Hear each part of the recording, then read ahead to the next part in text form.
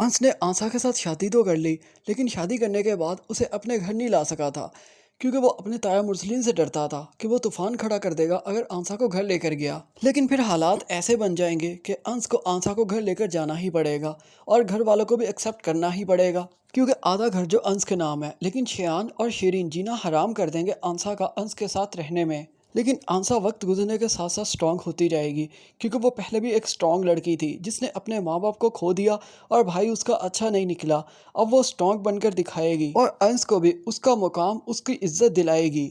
जब जब शयान या फिर शरीन कुछ करना चाहेंगे तो आंसा उन्हें मुंह तोड़ जवाब देगी। वही ताया मुरसलीन और उसकी बीवी, जिनको बहुत फख्र था अपनी औलाद के ऊपर, औलाद के हाथों धोखा खाएंगे। अगर आप पाकिस्तानी ड्रामास के रिव्यूज़, रोस्टिंग और प्रिडिक्शंस चाहते हैं तो काइंडली हमारे इस चैनल को ज़रूर सब्सक्राइब कर दें, वीडियो को शेयर और लाइक ज़रूर करें।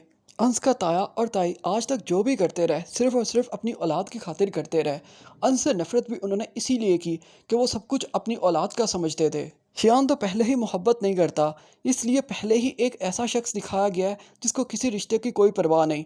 वो अपने माँ बाप से दूर होता चला जाएगा और कोई ऐसी हरकत करेगा जिससे माँ बाप बहुत ज़्यादा शर्मिंदा होंगे। दूसरी तरफ शरीन भी कम नहीं करेगी, वो भी अपनी मर्ज़ी से शादी करना चाहेगी और ऐसे लड़के का इंतखाब करेगी जो ना तो उसकी फैमिली के काबिल होगा ना उसके।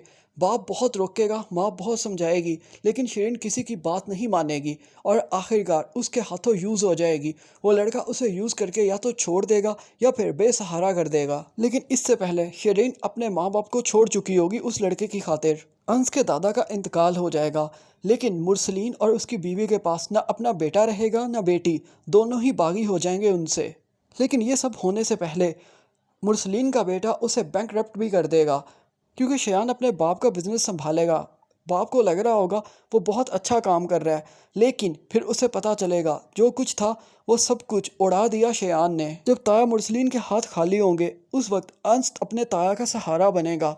ये सब कुछ भुला देगा कि उसने सारी ज़िंदगी बहुत बुरा सलूक किया था उसके साथ। ताई भी अपने किए पर बहुत शर्मिंदा होगी, क्योंकि उसने भी कभी ओन नहीं करने दिया था उसके ताया को, अंश को।